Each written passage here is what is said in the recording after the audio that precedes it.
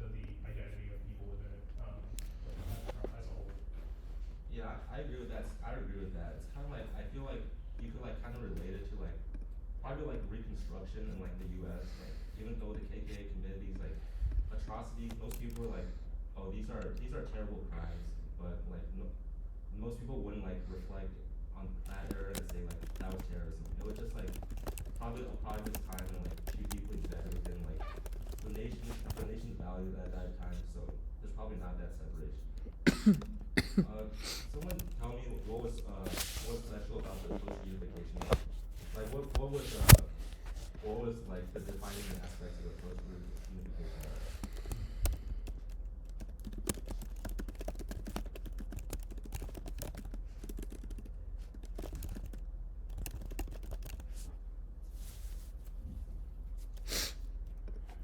It was mostly like anti-immigrant violence, right? Yeah. But yeah, it seemed like I don't know, more like consistent, small scale,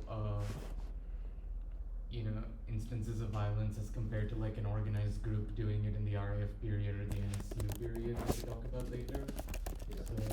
Yeah. So yeah. I mean, I know this seems the closest to contemporary India or whatever. But yeah, that's one of my takes. Sort of everyday kind of small scale bits of violence and not like one group doing anything, right? And I thought it was striking. So I think it was in this section, but I don't recall. They talk about like Anders Breivik in Norway, right? Like he was the guy who went and like shot up the Labour Party's like youth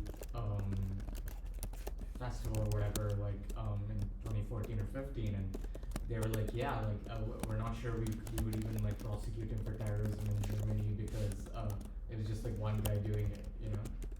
So yeah. Yeah, I completely agree. And she also says like the violence in the post-unification era was basically like the prototype, like most of the white supremacist terrorism we see today. Mm-hmm. And she argues that like it plays a pivotal role in like disassociating like anti-immigrant violence from the term terrorism, like hence that divide today. But she also said something to me that I felt like was really striking, was that like people like reacted with understanding, and that effect, like the sympathies that people gave, basically radicalized them into terrorism, but also disassociated their actions with the term terrorism. And I was wondering, is basically like sympathy in general, like does that like override like feelings of like terrorism? I mean, not feelings, like conceptions of terrorism in general, like sympathies. What I meant to ask was like, is sympathy like probably like the defining thing, like separating like certain crimes like terrorism? Like, is sympathy like key to like have people like not associate certain things with terrorism? So I think what you're saying is like if they do it and they're on our side, it's not terrorism. Yeah. That's what you're saying. Yeah. Yeah, I think to a broad extent. I think like we should distinguish between like the cultural understanding of terrorism as like a bad thing that evil people do versus terrorism as a tactic. Because terrorism as a tactic is applicable to all groups, but terrorism is like like again, distinguishing between just like borderline or baseline racism is like a bad thing that's illegal versus what I'm doing, which is just being a racist jerk or whatever, which is fine. Sorry, I was confused.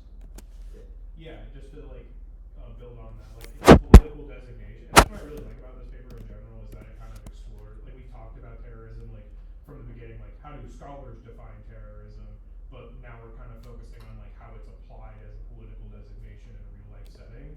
And I really appreciate how it used this case because obviously in post-Nazi Germany there was this like overcorrection with regards to anti-Semitism, not in a bad way obviously, but in the sense that like they really like clamped down on hate speech to Jews and really make sure that like they teach about the Holocaust to prevent it from happening in the future.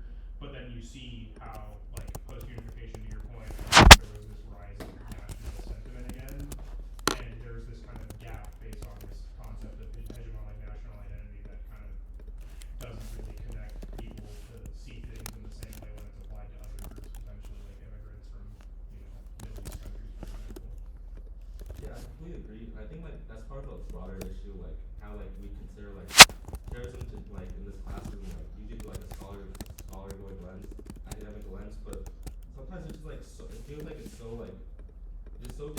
like what people like most like, and I guess like normal like other people like consider like terrorism, probably most people have like a knee-jerk reaction like as demonstrated in this paper.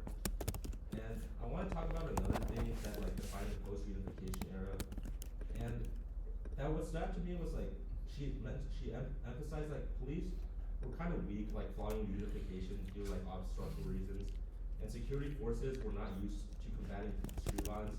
So do you think like the weakness of like state security forces contributed to like these groups being designated as terrorism or terrorists or not designated as terrorists?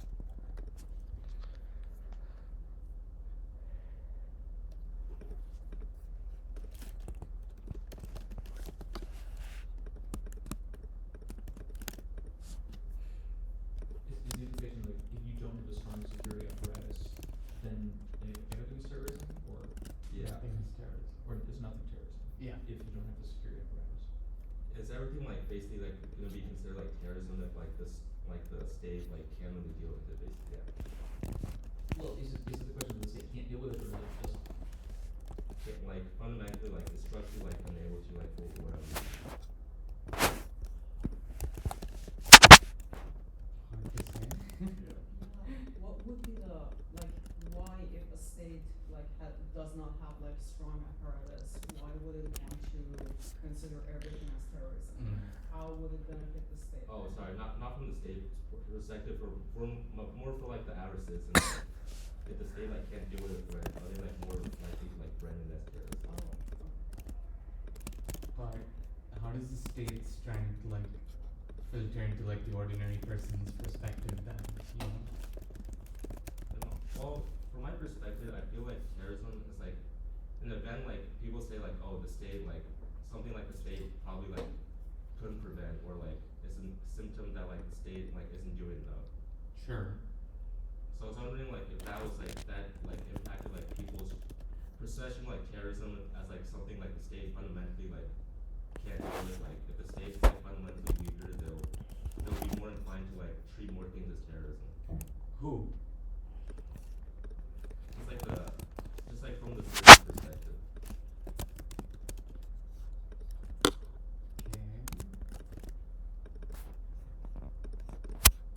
What's your answer to the same question? I would say like if this, I would say like if the state was weaker like in this example, like they couldn't adequately respond to the violence, like people would like consider more things as like terrorism simply because like oh they feel like the government isn't like really in control, and like it kind of more exacerbates like the feeling of terrorism provides, like if the people started losing faith in the state to as a method of protection. So you're saying like when the state is weak, like people look at the same event and be like, oh, that's terrorism, and if the state is strong, they'll be like, oh, that's just crime. Yeah. United States? Sorry. No, you go. I would say like 9/11, there's no stronger state in 2001 than the United States, and yet it is the victim of the most successful terrorist attack in its history. Mm-hmm.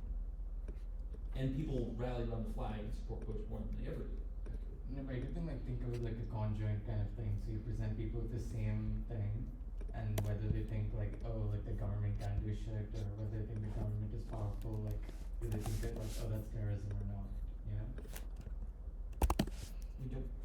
Isn't the disaster question about the media though? Like we spent all last week I think talking it about goes Yeah. like exactly to that point, like the first question is that how would an ordinary citizen even care about this stuff?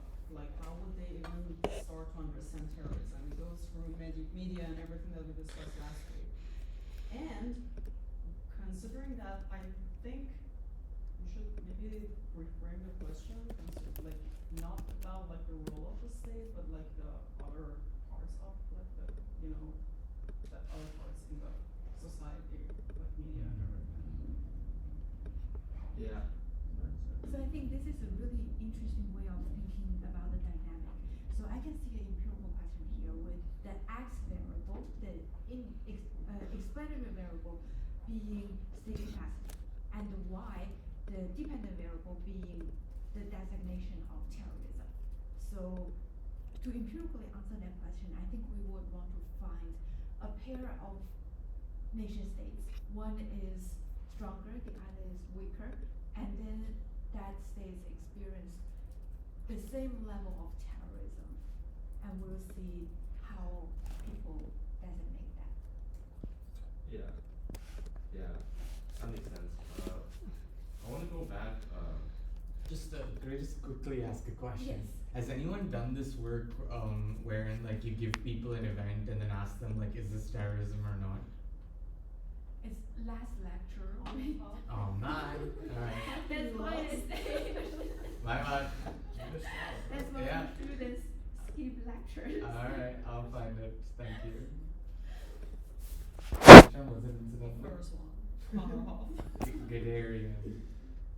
But I'm saying that, given that we know from last time we understand that it's quite important to, well, it's absolutely meaningful to think about how people perceive these events, then I would say it's definitely reasonable to see state capacity as one of the independent variables.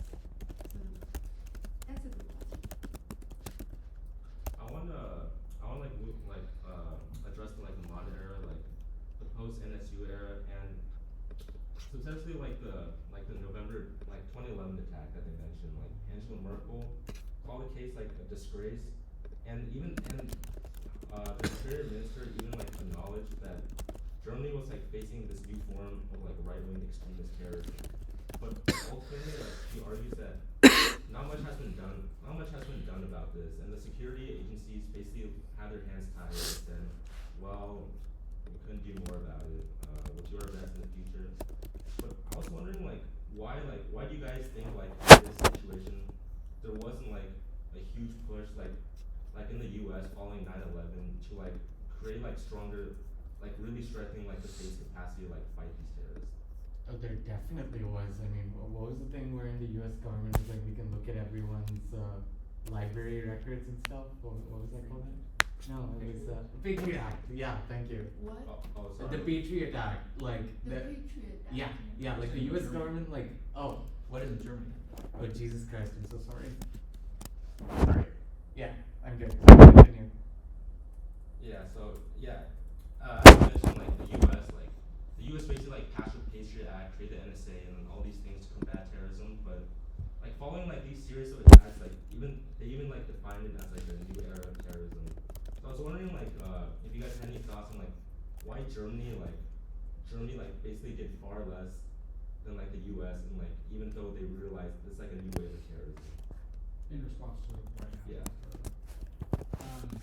I feel like this kind of gets at my biggest beef with this paper, because based on her empirical evidence, I don't dispute the fact that German bureaucrats exhibit like unfair preferential treatment toward right national groups compared to other kinds of terrorist groups. But I don't find her explanation for why they do that nearly as compelling.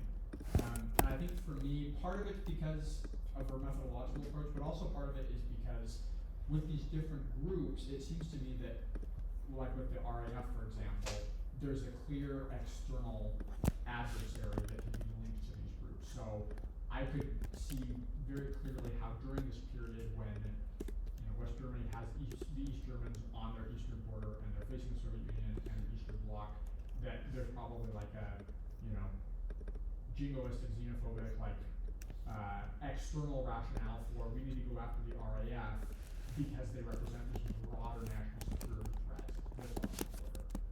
And with white nationalists, I feel like consistently, even when they present really severe threat to national security or when they're killing scores of people, I think it's harder for people to make that link to an external adversary. I think if you look at 9/11, it's very easy for Americans to say these attacks were linked to this group in Afghanistan, to Islamic jihadists. But with white nationalists, I feel like without that foreign connection, it's hard to mobilize public opinion behind efforts to clamp down as how. And I feel like that's an alternative explanation to not sufficiently explored or acknowledged in this paper. Well, yeah, don't know if I might be misunderstanding, but, is it not like part of the argument that like what exactly what you're saying in the sense that,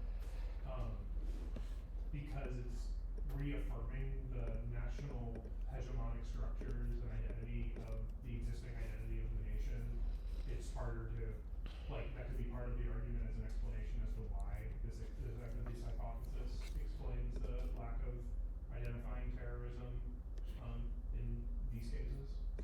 So I feel like the two explanations are potentially deeply intertwined.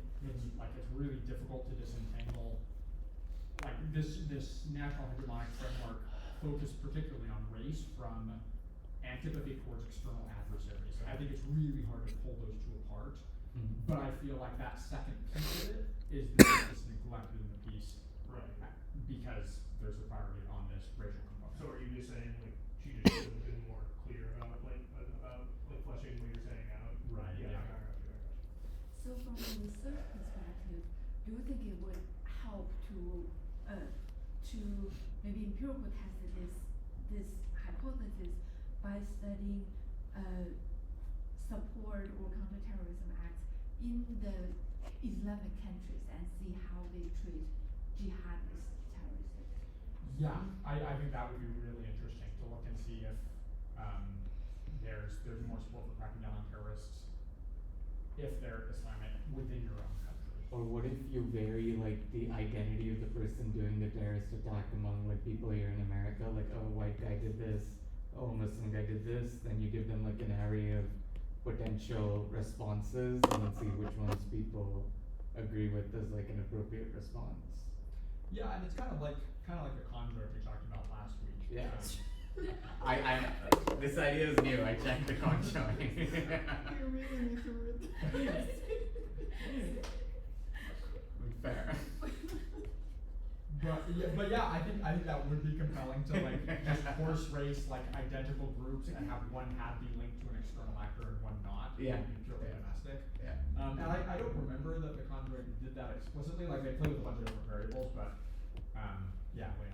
No, to be fair to Shreyas, cause like we did talk about the need for more research to be done about terrorism in non-Western contexts, and I think like what you might be getting at is how that study was focused on the United States and not, the subjects of that study were not in other countries. True. Yeah. True. Yeah, and what I think is very promising is that despite all the attention on jihadist terrorism, people only study this from Western perspective. They don't see how, they rarely see how Middle Eastern countries counter jihadi terrorism, but they do, right? A lot of these countries explicitly say, we want to stop jihadist terrorism. So I actually see a lot of potential. Yeah, going back to Dan's point, I completely agree with what you said. I also brings up one of my concerns about this paper is they talk about a lot. Well, the premise of the paper is about institutionalized violence, but I kind of feel like Germany, in my opinion, I feel like Germany might not be the best case study for this. They break it down, they do break it down in three eras: the RAF era, the post-unification era, and the NSU era. But I feel like throughout this period, there's relative instability among the institutions. I feel like, especially in the post-unification era, it was basically it felt like a reactionary rebukement of the institution, rebukement of the institutions. People were upset people were upset about the immigrants and attacked as a result. And I kind of feel like that was more like a backlash against institutions rather than the symptoms of the institution itself. And I guess one of the problems a question I could ask, is there probably a better country, is there a better country to that the paper could instead focus on?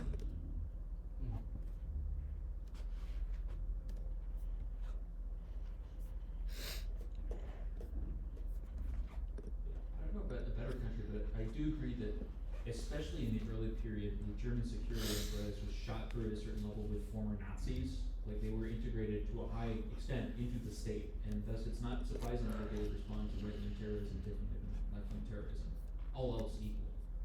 But what country doesn't have its own, like unique sui generis relationship with terrorism? Like I feel like that's very case dependent, and I'm not sure what universal, totally externally valid country there would be. In my opinion, I feel like a better case study would be, I feel like a better case study would actually be the US. I feel like the US didn't go through like a reunification process since the 1860s, and thus there's like a stability that like institution has prevailed. I feel like it's kind of like missing in this paper, especially if we're doing like institutional level analysis, and especially like in the US, like there is the same problem probably persists. Like there's definitely right wing terrorism, but like usually the media doesn't address it as terrorism. They usually address it like, oh, as a string of rash hate crimes, but like I guess like instead of like comparing it to like left wing terrorism, we can compare it to like radical Islamic terrorism, especially after 9/11. I was wondering if you guys had any thoughts on that.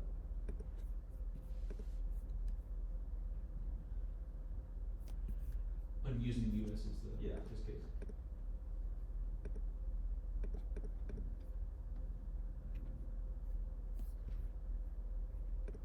Do you think her mechanism would still apply? Sorry. Do you think her mechanism would still apply? Yeah, I feel like even like if we took her mechanism like at face value, I feel like the US is probably even better example than like Germany in this case.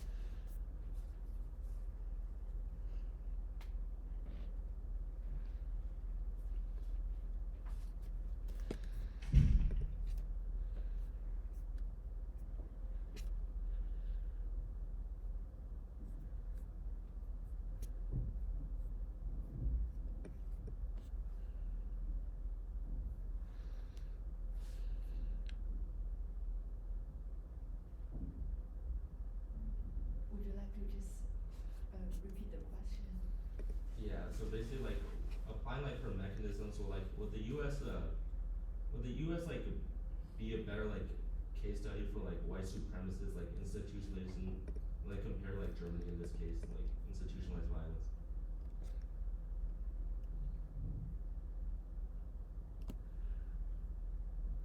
I feel it really depends on what kind of data you can get. Because, so this is my take. I feel every country is a good country to study anything, but usually when we say whether this is a good research design, we're talking about whether we get enough heterogeneity in the treatment, whether we get unrepresented sample or things like that. So, yeah, so that would be my answer. And actually, I would say more people started with the US case. So I was kind of refreshed seeing a paper not using the US data.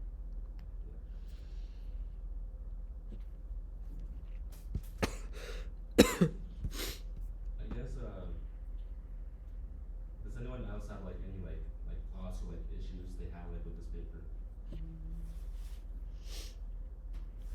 Yeah. I guess just while we're on the subject of like white supremacist groups and like a potential US study, I was actually talking with AP earlier about how I think it would be interesting if there was like more literature on the role of the KKK as a terrorist organization, and like particularly like with Reconstruction, but also like early 20th century, and understanding like when these governments would rely on like KKK militias instead of like just regular conventional police forces. Like what are the advantages for like those racist governments to use like extrajudicial mechanisms to enforce whatever they want to accomplish. And I feel like that would be like a very clear case study for this idea of like deeply baked like racial bias within institutions. That for me would be really compelling, maybe in a way that this wasn't as much. Yeah, I agree. Like I feel like the KKK is like often like kind of swept under the rug, like, especially when like talks to like terrorism, even though like it basically affirms like everything, like all the mechanisms in this paper.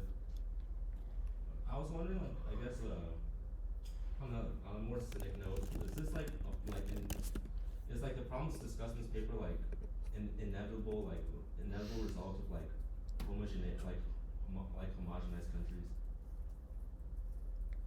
Like this idea, like this idea like certain like there's some sort of like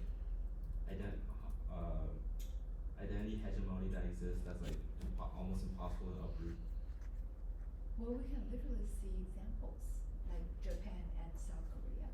These are two countries known for being very, very homogeneous, and we didn't see terrorism at a significant level. Yeah. So I think that would provide a counter argument to this. Okay, these are very good questions. I feel maybe we can move to the second paper, also very, very great time. Okay.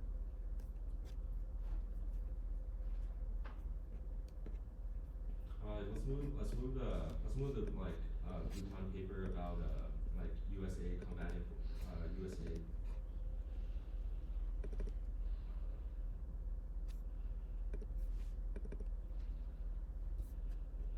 So the main argument of this paper is like the author argues that the effectiveness of U.S. foreign aid in combating terrorism is it's on a spectrum. It's kind of conditional, and it largely depends on the recipient country's strategic priorities, most notably whether or not it's involved in an ongoing rivalry with another state. And the author uses Pakistan as a case study. The U.S. has provided Pakistan billions of dollars in foreign assistance after 9/11 to help them fight the Taliban and other terrorist groups, but instead of using these funds as the U.S. intended, they just use them to strengthen themselves against their rivalry with India. And the author argues that sending foreign assistance to a country for the purpose of combating terrorism signals a strategic interest in the recipient, and which leads the recipient to think that the aid will not be withdrawn even if it's misspent. And the recipient that is part of an ongoing interstate rivalry with another state will divert this foreign assistance and other resources towards efforts to build capacity against his rival, rather than fight the counterterrorism as the donor would prefer. And could someone elaborate on the security motivations for aid allocation? Could you be a little more specific on that? Yeah, from like the US or from Yeah, from the U.S.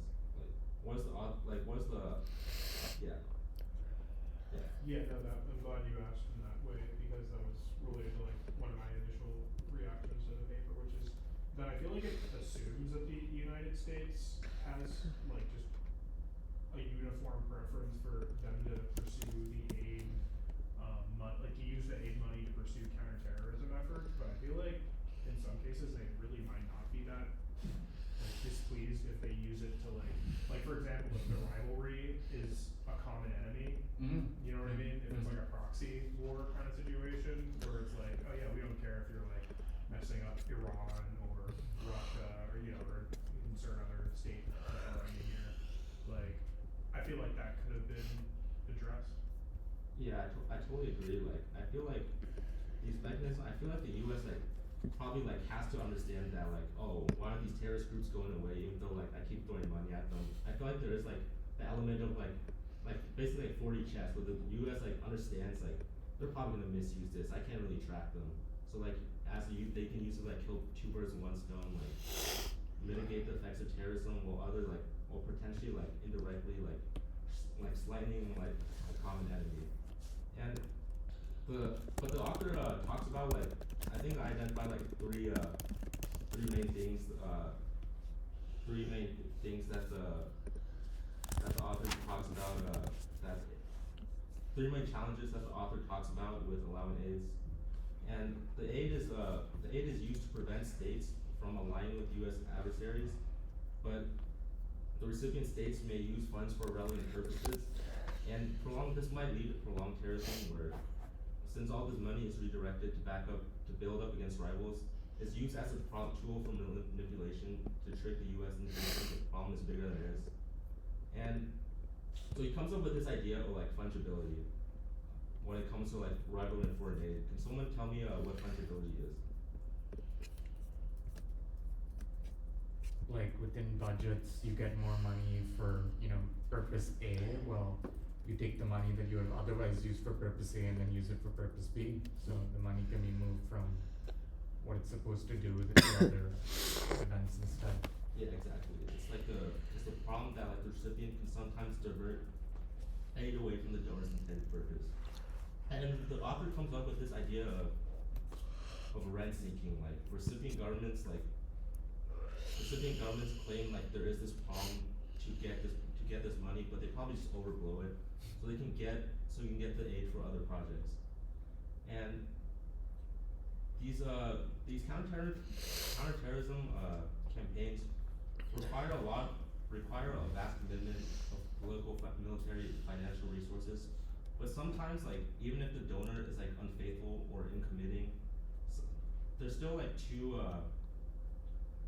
two main reasons, like the author discusses, that the U.S. is unlikely to cut off aid even though they know like they're misbehaving with the money. Could someone tell me what those problems are?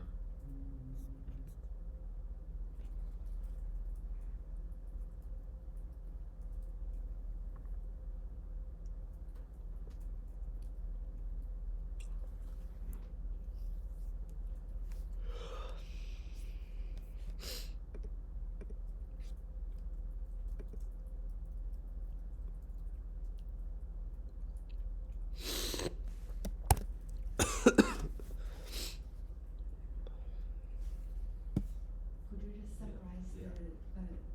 the problems? Yeah.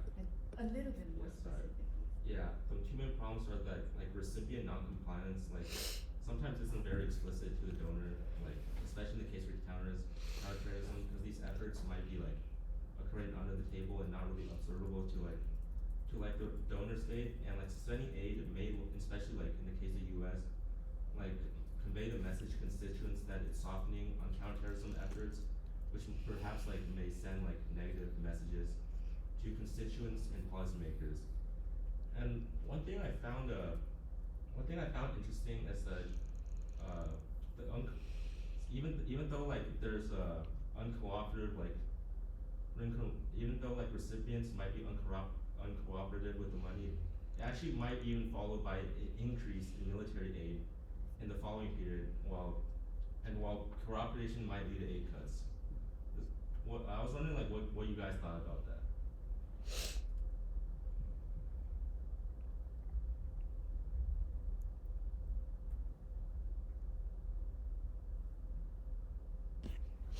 Military spending to cut other aid? Yeah, they kind of like phrase it like as a paradox, like even especially like when the recipient is like misbehaving with the money, they'll actually like be followed by an increase in military aid, while periods of like cooperation might actually lead to like decrease in like the amount of receipt.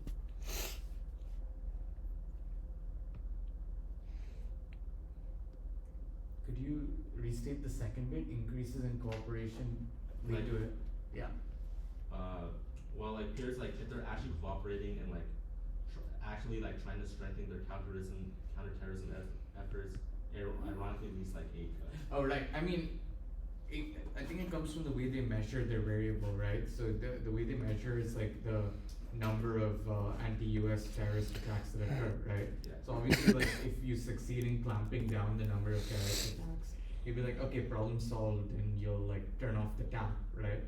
And that sort of goes back to their argument of like the mechanism being like you want those terrorist attacks to happen so that you get the money, you know?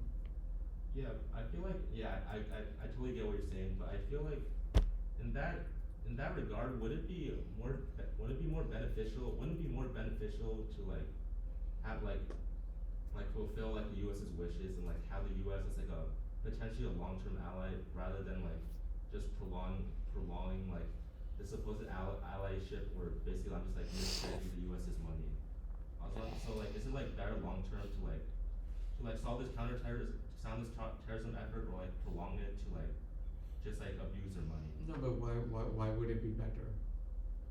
I feel like just like gaining like the U.S. as like an ally in the longer term, like showing like the U.S. like I actually like spent the money in the way you intended me to. Like I was wondering if that would like probably build more trust in the long term rather than like just like getting rid of the problem. Knowing the US, I doubt it, but I mean, for me, like I feel like the ideal scenario would be you spend the money in the way in which the U.S. likes you to spend the money, but you also demonstrate that if you no longer have that money, you'll be like unsuccessful in maintaining that level of control in the future. So you still need the money going forward, and you're also demonstrating that you're pursuing the U.S.'s policy preferences. Then you get an ally, and the money still comes in. Sure. Like, yeah, I totally agree with that. I was wondering like, is rivalry like really like,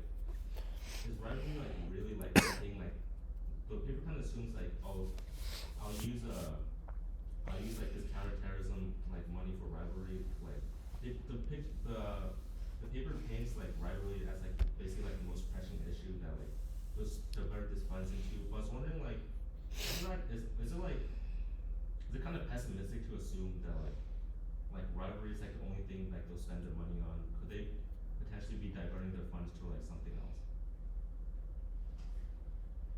Actually, there is a more frequently discussed reason in foreign aid study, which is they divert the foreign aid to their own Yeah, pockets, that's what I was which gonna is say. corruption. Yeah, I was thinking like the best analog would be the foreign aid literature, and that it works the same way as like natural resources. It's like money coming in which you don't derive through like developing institutions and then negotiating with your own citizens to extract them, right? So the same way like a dictator can take foreign aid and use that to stay in power, like security assistance from the United States would probably play a similar role, right? I feel I'm not too worried about this question because they got empirical evidence for rivalry. So that means even though there are other factors, at least rivalry is doing the work here. But I do want to think about this from the US perspective. I actually have no idea about how US AID work on this, but I wonder if they coordinate between different branches in deciding the total amount of aid towards one country, or do each agency just make their own decision? Like the military agency would like figure out its own numbers based on the counter-terrorism aid, and then some developmental agencies would figure out their own number based on their economic needs, and then the total aid is just a sum of all of these, and they do not talk to each other. Or is it actually the case that they made the decision as a whole, as the government, and before they put forward that decision, they actually talk to each other and say, hey, are you increasing? Maybe I should decrease in corresponding terms. So I don't know about this. I'm incredibly doubtful that happens, especially around military defense, right? The Department of Defense is not audited, and while we have data on military aid, a lot of it is even like undercover, especially regarding Pakistan. Illicit funds that are sort of allotted by Congress for these uses that we're not picking up and are totally independent of any attempt to develop these countries economically. So I don't think that there is a uniform strategy. Nor do I think the United States would punish countries that use their aid in ways we don't want. Like the spate of coups that have happened in the Sahel, all of those military officers were trained to take part in joint operations in the United States, or were trained at like BAC or School of the Americas too. Like there's a long history of this. I don't see the United States punishing governments for misusing funds as they should. At least the UK, like they don't include anti-terrorism and military aid and like ODA. So the government like under Cameron had pledged that they would donate like 0.7% of the budget every year to developing countries. So at least there it's like a totally separate ministry does this, then another ministry does like international counterterrorism. So at least in the UK it's sort of like one of the two cases that you were, but yeah, I don't know what they do here. Yeah, I know about the US case. I I've talked to people at USAID, and it seems they definitely talk to their colleague. I just don't know how the decisions are made. But if say you're doing research on this and you can figure out whether they are making an independent decision, then that's something I would really emphasize in a paper like this, because it would alleviate a lot of the concerns we talked about. And then I would say another issue we talked about, which is whether a nation state doing really good would face punishment in the future. So there is actually lots of literature on foreign aid talking about that idea. So as far as I know, they almost never punish. So basically, actually I'm not so sure about military aid. So I would moderate my language a little bit. But at least with economic aid, usually if you're really good, you will get more aid. So there is a rewarding mechanism there. And then at the same time, the pessimistic results that a lot of scholars find is that U.S. decision of making aid is rarely correlated with the behavior of this country. So U.S. would make their aid decision depending on how strategically important this state is. So even if this state is very corrupt and has not been using the money correctly, but if this state is very important, then the U.S. would give more aid, and vice versa. So that's an empirical evidence that many found. Is this why we need a Department of Government Efficiency? AP,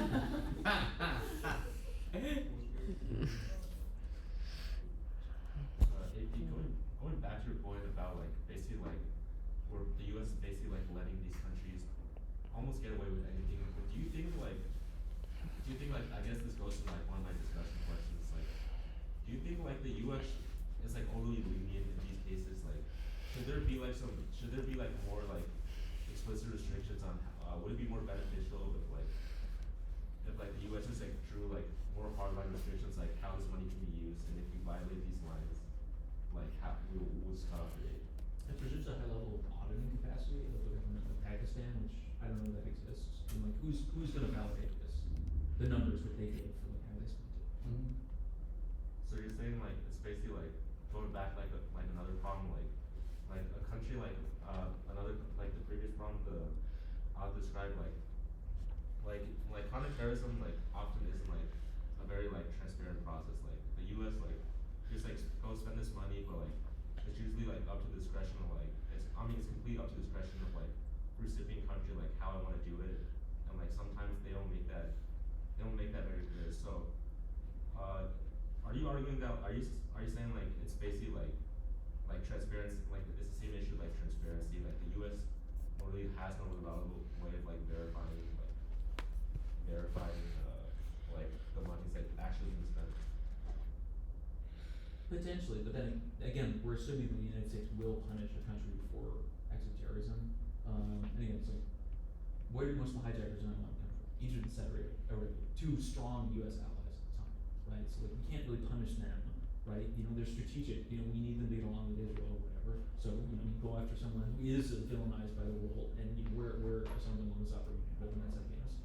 Like these are things that they come upstream of any decision to punish a country and thus determine whether or not you can. Yeah, so yeah, that's one thing. Like I think that's great. It's great that you brought up the point. Like these are probably like existing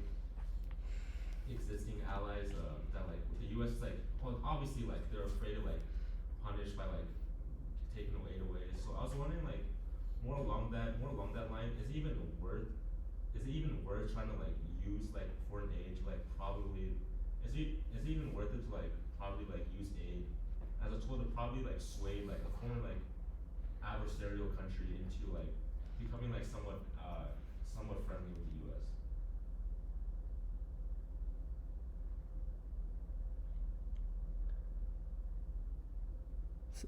Again, I feel that's an empirical question. So let me just rephrase that question. So if we want to study the effectiveness of counterterrorism aid, how would you design a research? How would you design an empirical research to say whether this aid is effective or not.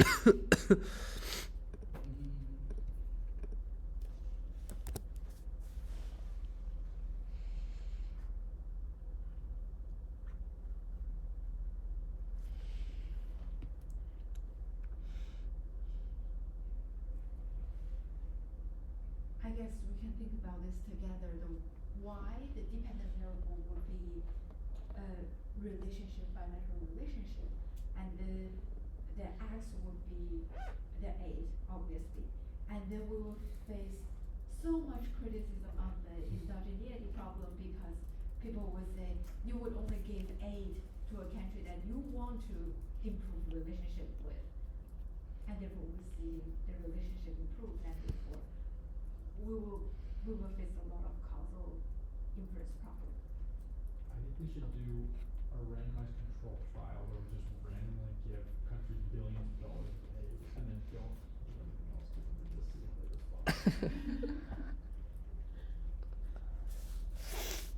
So after like exploring like the theory of like fungibility and like building individual problems, the author makes several like hypotheses like regarding regarding like the effectiveness of U.S. aid in combating terrorism. Could someone tell me what those hypotheses are? I can read them out.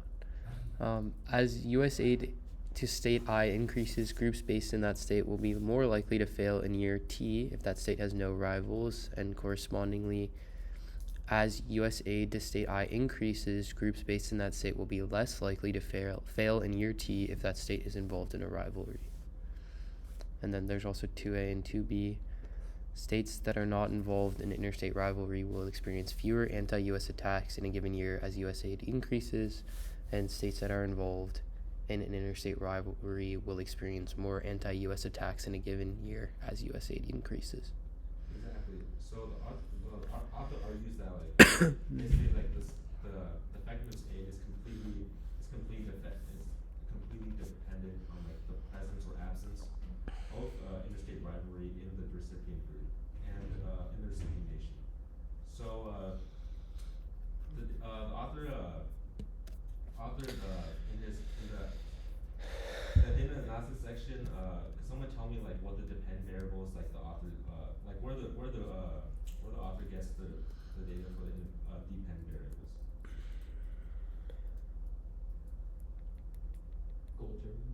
GTD, yeah. Yeah, and also they briefly mentioned like the Jones and Loben study in 2006, and which identified 648 violent non-state groups that exist or have existed throughout the world in 1968 and 2006, and of these groups, 45 were in the U.S., so they took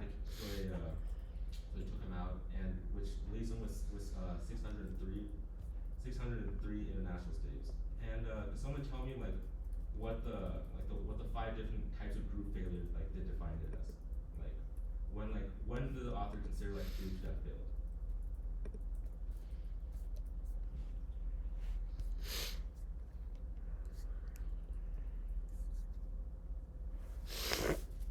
Well, they're really interested in when the group failure is due to action taken by the state, so they look at the last 2 out of those 5. And I didn't write down the first 3. The last 2 they said is like defeat by police action or dissolution/splintering.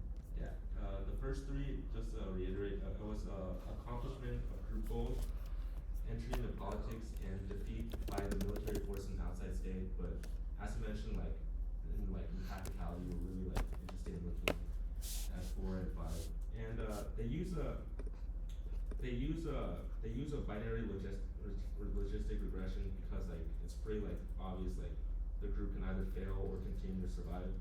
And some of the control variables they used were higher GDP per capita and larger population increases the likelihood of group failure. Military regimes are associated with lower group failure rates, and groups based in Cold War era countries were more likely to fail, probably because of a heightened international support for counterterrorism. Could someone tell me like how they classify attacks? Wait, say it again, how they classify? Oh, attacks. Yeah, attacks. So they three different dependent variables. The first is the count of the number of attacks directed at U.S. interest in a host country in a given year. The second is attack directed at non-U.S. targets, and then the third is total attacks in a host country. Exactly. And 310 variables like they used were U.S. foreign aid, and they used a natural law together, like get rid of a rights feud, interstate rivalry, where rivals treat each other as competitors, source of actual latent threats and enemies, and but I was wondering, like, I feel like this like my biggest problem, like, with this my biggest problem with like as I understood, and like I was wondering like. Are there more like I feel like this paper kind of like oversimplifies the concept of rivalry. I feel like there's like probably like much like different like dimensions like rivalries like much more stronger or much more weaker, like especially like going back to like India and Pakistan, like I feel like it'll be kind of like oversimplified to like put like such a rivalry like given the history and like cultural context into these three categories. So I was wondering, like, do you guys like agree, like, is there probably like more to like interstate rivalry than like the paper like addresses? Yeah, I think the specific definition is if they engage in a specified number of militarized disputes over a certain period of time. It's pretty vague, and I don't understand how exactly that, like, where most of these attacks happen. Like, are there any South American countries with rivalries that lead to terrorism? There are entire regions of the globe that I'm assuming just sort of fall out of this progression. So what we're only talking about, yeah, is like Pakistan or Iraq or whatever, and I think that's gonna bias the results. I also think like rivalries are to a point endogenous. You know, like these things are sort of defined by where you are. You know, I don't think Iceland has all the rivalries, and it would still be included in the data set.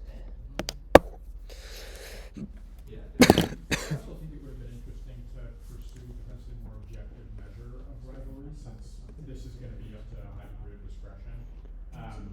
I don't know how feasible this would be to do something like this, but like take India and Pakistan, for instance, like two countries that share a border and have massive populations. Like under normal conditions, you would imagine that those two countries would exchange a lot of trade and have like a lot of like international commerce. And this is just me kind of spitballing here, but I imagine that like political tensions between the two countries diminish, like reduce the amount of like commerce that goes back and forth between the two countries. So if you could like build a model predicting based on a country's size and proximity to another country what you would expect trade between those two countries to be, and then compare that to the actual number, and if the gap, the daylight between those two figures clears a certain threshold, then you'll say, you know, using other variables to kind of signal whether these two countries are rivals, you know, this objective measure, this objective difference can be, you know, an indicator of country rivalry. Yeah, I completely agree. I think that's a much better like measure of rivalry, like compare like what this paper is talking about, because like I feel like the concept like rivalry, like India and Pakistan, right? That's way more different than like we consider like rivalry between like what US and like China. Like it's completely like basically like two different types of rivalries. I feel like the paper describes like they limit to like dyads in which like the states like view each other as like peer competitors. I feel like that was like going back like the point you were mentioning, like it felt like pretty vague and like pretty like unsubstantial, like how they were classifying it. But they also do like talk about like the problem of like endogeneity, like aid cannot be reasonably like believed to be exogenous. Like the U.S. obviously allocates more aid to countries that experience more terrorism. But I guess like one question I have about this, like countries that experience more terrorism, like the U.S. like would it make a difference like where like these countries that like experience more terrorism, like would it like make a difference if they're like allies or like probably like adversarial compared to like the U.S.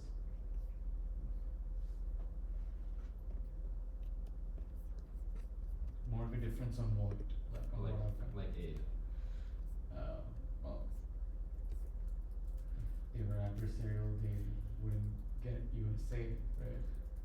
Yeah. So I was wondering. Yeah.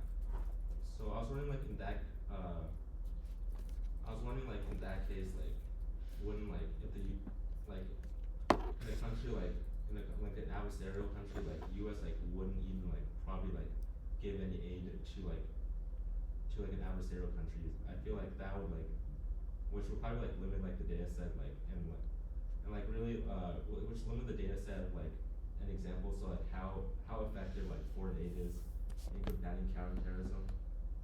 And they try to like address the endogeneity model by using the two-stage residual method, and using GNM models. I'm not too familiar with these regression tools, but going to the results, can someone tell me like are the hypotheses like supported or unsupported?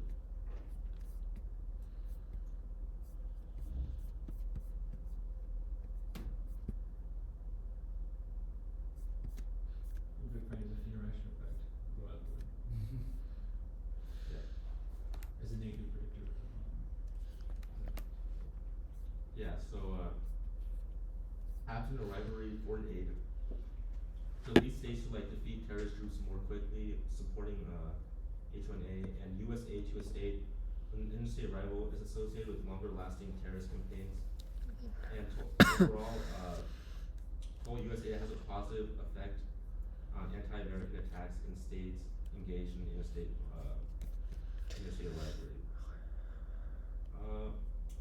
Does anyone have any like last thoughts on like the paper, like yeah, like any critiques or like things they found? Yeah, well. I just wanted to like pose a question, I guess, because they decided to lag their key variables by 1 year, and I wasn't sure if that was like the right choice, if that was like not enough time, I would say maybe, but it might, like I don't know for sure. So that's why I'm kind of posing it more as a question. Interesting. That's actually a common practice I saw in the aid literature. It's always like about one, because they. I think the assumption here is that when they give the aid, so here's usually in the aid literature there is a difference between aid commitment and aid dispense. So if they commit this year, then the money will be there in the next year. And then on top of that, there is a period where the aid will come into effect. So we will expect to see some laggings.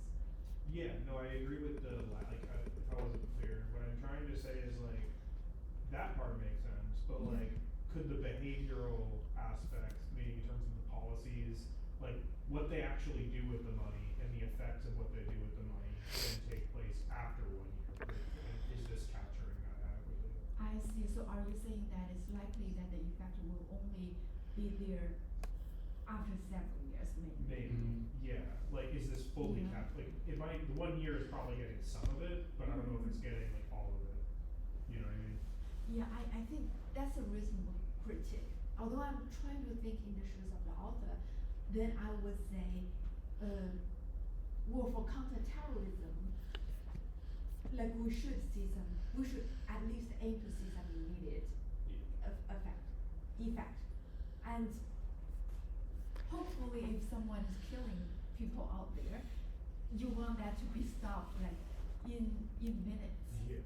So for that reason, I would say that's they would definitely expect something more imminent. Yeah. I might be forgetting, but I think then what I would say is that like they could have provided maybe like additional robustness checks, like we include lags for 2 years, 5 years, you know what I mean? They might have done that, I'm not fully remembering, but yeah, that's just my only response. And then the question would be, if they didn't find the effect with the lag, Yeah. are we saying that the aid is not effective, or should we say that the effect really takes place only in the short term? Right. So that would Yeah, be the it would be question. interesting to see. And then I would say, yes, that. Oh, I just had another thing about the paper. Yes. If you're still talking about that. No, other thing, please. So I know that William talked a little bit about endogeneity issues and how they use kind of this two-step process to address potential endogeneity between U.S. funds and terrorism. And I'm really fuzzy on how these mechanisms, like how these methodological approaches work, and so maybe they're completely addressing my critique and I'm just not acknowledging it. But it just seemed to me that the real endogeny problem here in this paper was between interstate rivalry and terrorism. I think about like India and Pakistan, for instance, and the Taliban's presence in Pakistan and Afghanistan is deeply endogenous to Pakistan's rivalry with India. In fact, Pakistan's primary motivation for funding the Taliban is so they can have leverage over India and Kashmir. And so it just seems to me like we have this major selection problem here where countries that have interstate rivalries have a much higher incentive to fund terrorist groups to put pressure on rivals on their borders. And that's going to create a huge selection problem for when the US comes to give aid to those countries. And again, like I say, it may be possible that these tricks that they're using, these methodological tricks to address endogeny fixes that, but it just seems like an almost insurmountable obstacle to causal inference in my view. I mean, I'm not quite sure that, you know, the relationship between Pakistan and the Taliban comes from like an anti-India thing, just because like, you know, Pakistan and the Taliban have argued over like the Durand line between Afghanistan and Pakistan like quite a bit, and like I know India's like open ties with the Taliban and they've been holding negotiations, so I'm not sure. But like I do see the point that that the presence of terrorism is itself like an outcome of, you know, interstate rivalries, which is quite true for the Indian case at least. And I think to your point, Dan, like how was the Taliban created to fight the Soviets, which was you know, in part funded by the United States and the ISI. Like, you know, that's sometimes terrorism is in the strategic interest of the United States. Yeah. That's like totally outside the scope of the project. Yeah. Awesome. So just to quickly summarize this, I would say this is a good paper. It links foreign aid and counterterrorism, but as from a reviewer perspective, I would really want to see how exactly what is exactly done on the ground, like how they exactly spend the money, and what are the like specifications in the aid, are these specifications being implemented, things like that. Because overall, the aid literature is very fuzzy, and the terrorism literature is also very fuzzy, and I would doubt any significant results finding that way. So by fuzzy, I mean there are many strategic considerations in dispensing aid that are not counterterrorism, even though counterterrorism is the category. So I would really doubt the results without any macro level mechanisms here. Yeah. Could we just add like I just think it's interesting that like, you know, we had a bunch of weeks where we talked about like terrorists being strategic actors, and here like they're not really looked at as such, right?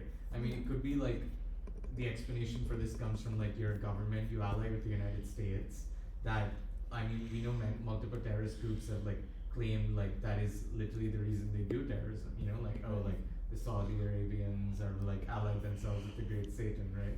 So I don't know, I mean you could potentially say that the explanation for more terrorist attacks in places with rivalries and with more aid is like, you know, the rival now has an incentive to give money to this group, and the fact that they're allied with the United States means that the groups have an incentive to attack the place because they're allied with the United States, right?